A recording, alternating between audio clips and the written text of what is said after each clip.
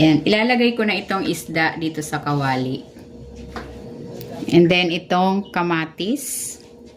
Pigain ko.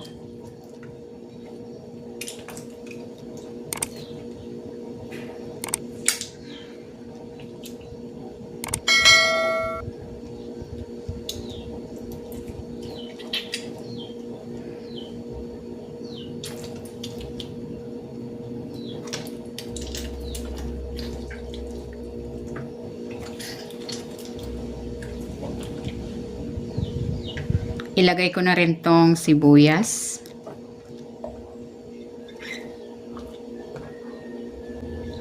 At itong luya.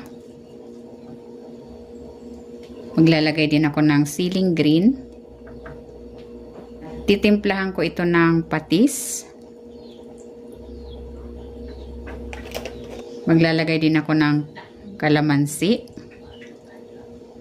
At ng paminta. Tatakpan ko na ito.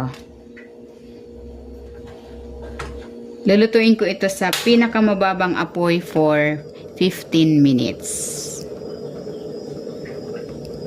Ayan, hindi na ako naglagay ng tubig dyan dahil magkakaroon naman ng katas yung kamatis, yung isda at yung iba pang ingredients.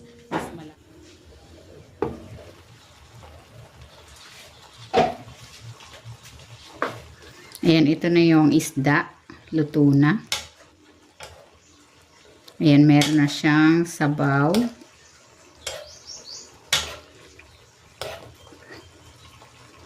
Maglalagay ako dito ng spring onion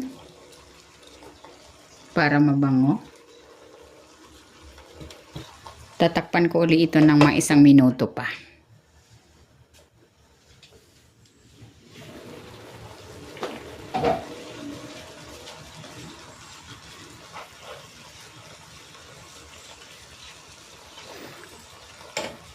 Ayan, luto na itong pinangat na pampano. Hahanguin ko na ito.